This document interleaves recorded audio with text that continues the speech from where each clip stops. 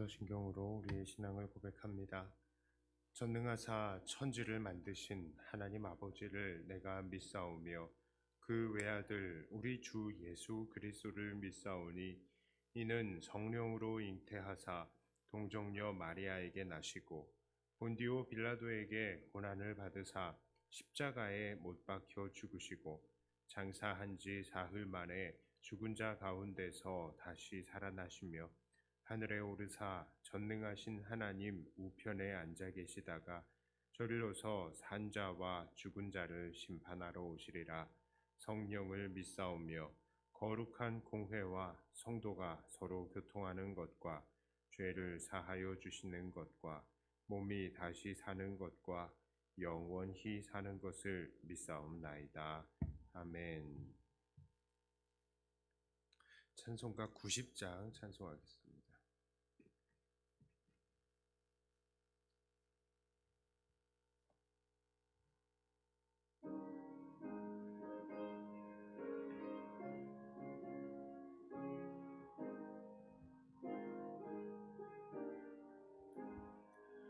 주 예수 내가 알기 전 날 먼저 사랑했네. 익히신 사랑 나타나 내 영혼 거듭났네. 주 내 맘에 늘 계시고 나 주의 안에 있어 저 포도비유 같으니 참 좋은 나의 친구. 내 친구 되신 예수님 날 구원하시려고 이 귀한 몸 일버리사 내 죄를 대속했네. 나 주님을 늘 믿으며 이 손을 의지하고 내 몸과 마음을 바쳐서 끝까지 충성하리. 내 진실하신 친구여 그 은혜 내려주사 나랑 상보하시고 내 방패 되옵소서. 이 풍성한 참 사랑을 이능히 끊을 소냐. 날 구원하신 예수는 참 좋은 나의 친구. 아멘. 하나님 말씀은 에스겔 48장 30절부터 35절까지의 말씀입니다.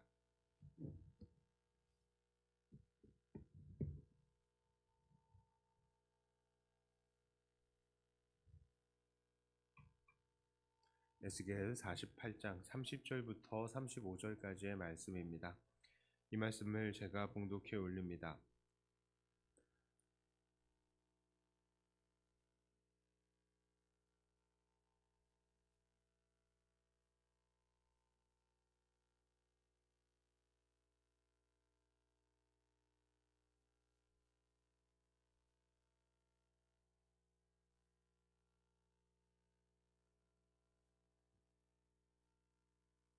(30절) 말씀입니다. 그 성읍의 출입구는 이러하니라. 북쪽의 너비가 4,500척이라. 그 성읍의 문들은 이스라엘 지파들의 이름을 따를 것인데 북쪽으로 문이 셋이라.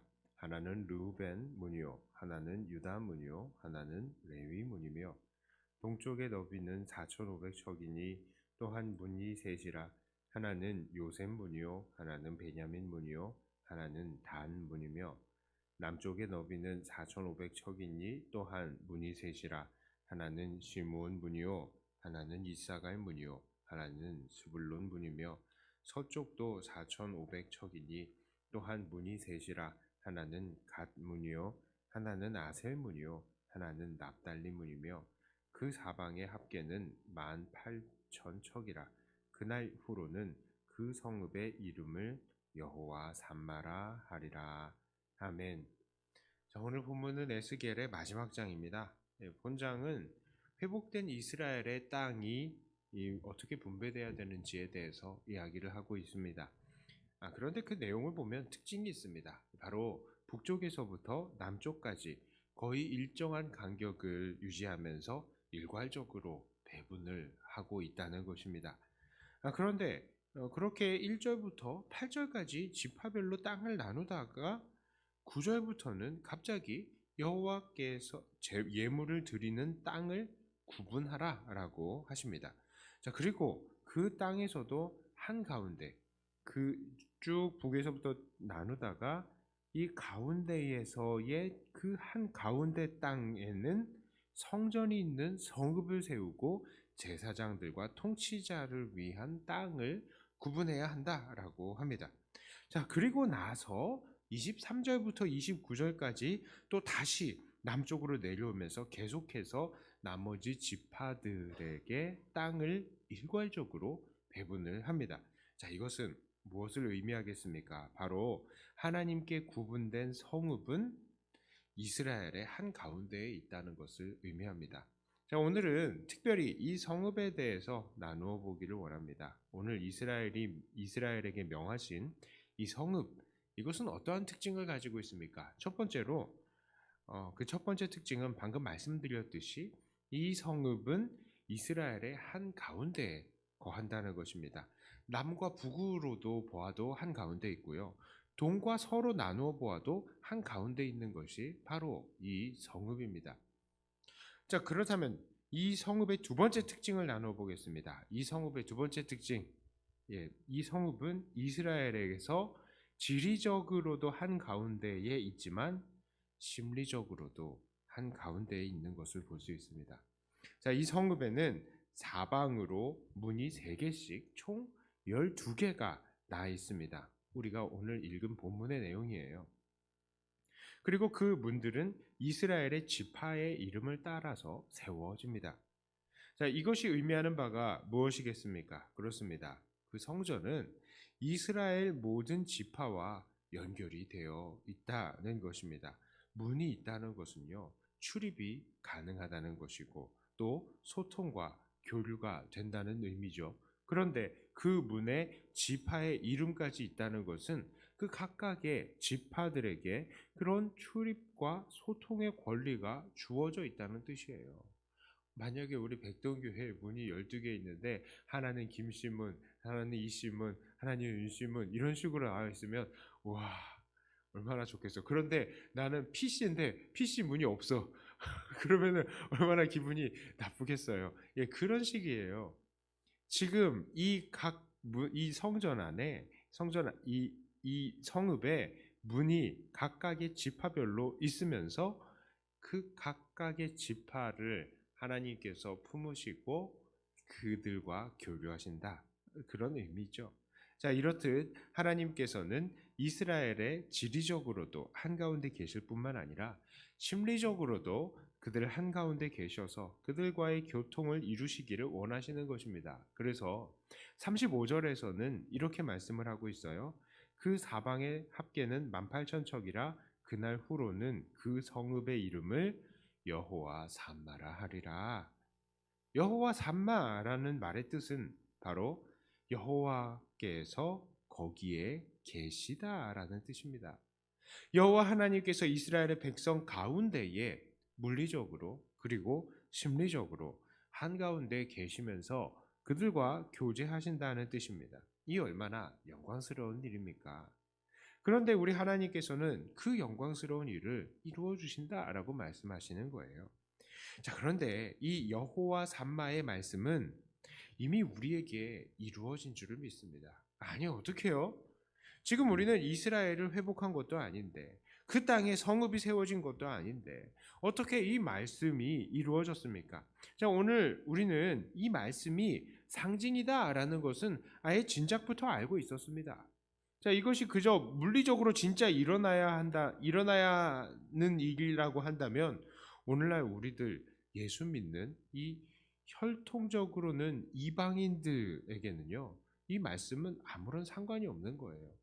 이스라엘의 땅이 각 지파들에게 공평하게 분배된다는 것은 이들 지파들에게 이 땅이 물리적으로 나누어진다는 것이 아니라요. 바로 천국이 모든 하나님의 백성들에게 공평하게 주어진다는 것을 예표하는 것입니다.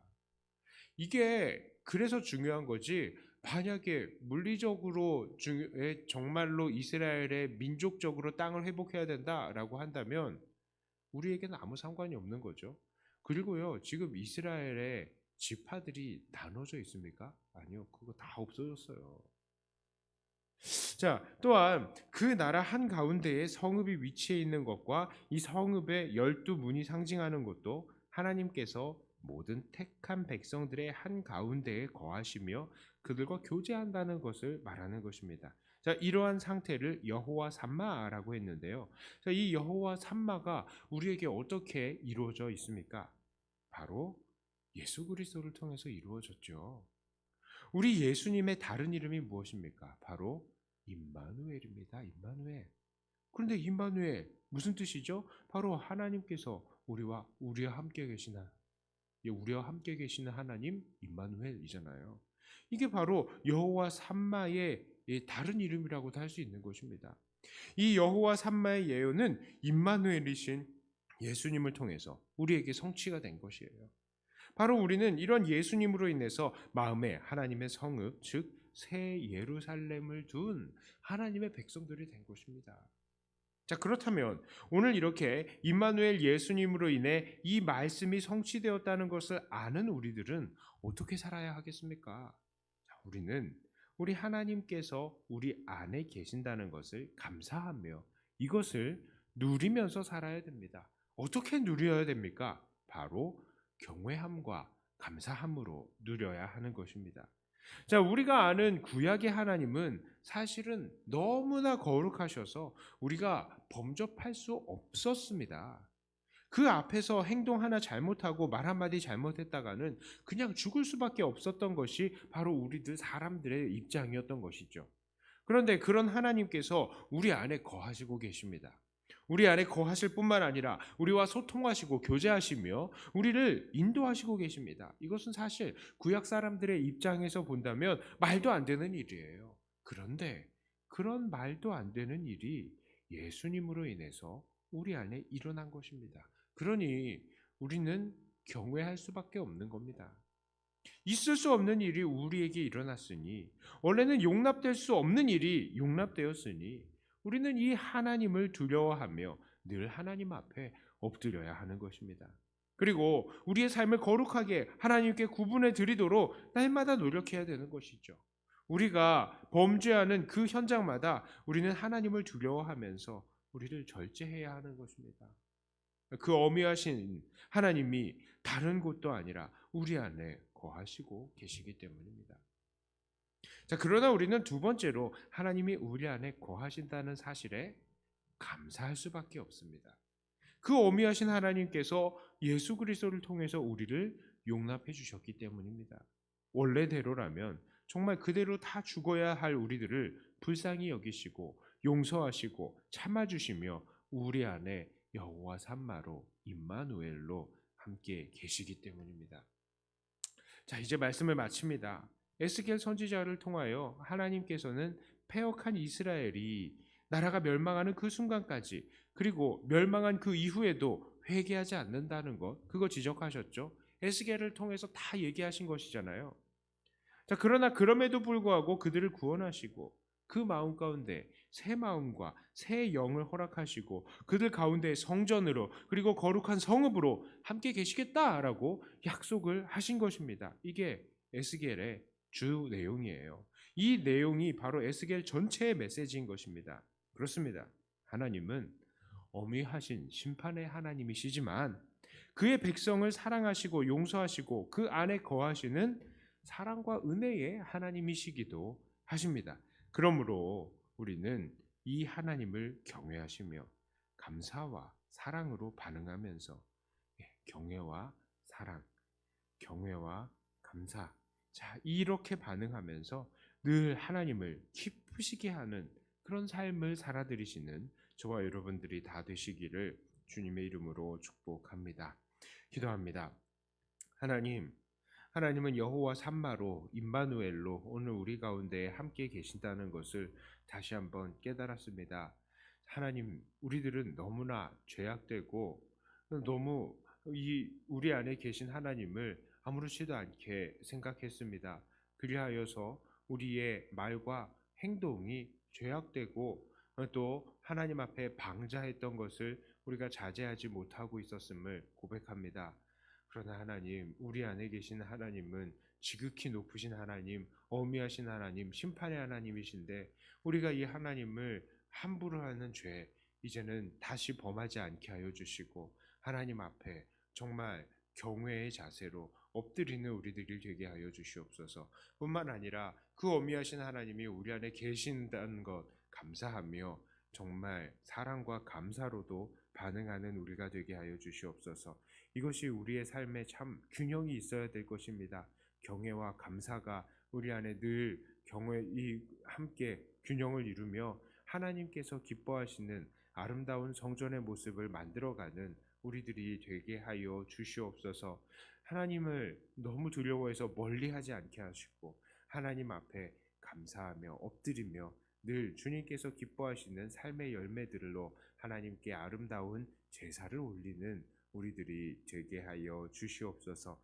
이 시간에 기도합니다. 기도의 모든 내용들을 통하여 우리 안에 계시는 하나님이 기쁨이 되게 하여 주시고 또 하나님께서 우리 안에 계심으로 우리에게 힘주심을 믿고 오늘도 담대히 간구하는 소망을 하나님께 말하는 우리들이 되게 하여 주시옵소서. 감사드리며 우리 주 예수님 이름으로 기도드리옵나이다. 아멘. 하늘에 계신 우리 아버지여, 이름이 거룩히 여김을 받으시오며 나라의 임하옵시며 뜻이 하늘에서 이룬 것 같이 땅에서도 이루어지이다. 오늘날 우리에게 일용할 양식을 주옵시고 우리가 우리에게 죄 지은 자를 사하여 준 것 같이 우리 죄를 사하여 주옵시고 우리를 시험에 들게 하지 마옵시고 다만 악에서 구하옵소서. 대개 나라와 권세와 영광이 아버지께 영원히 있사옵나이다. 아멘. 받은 말씀 가지고 또 교회를 위해서 기도하시고 각자 가지고 나오신 기도 제목으로 기도하시다가 돌아가도록 하겠습니다.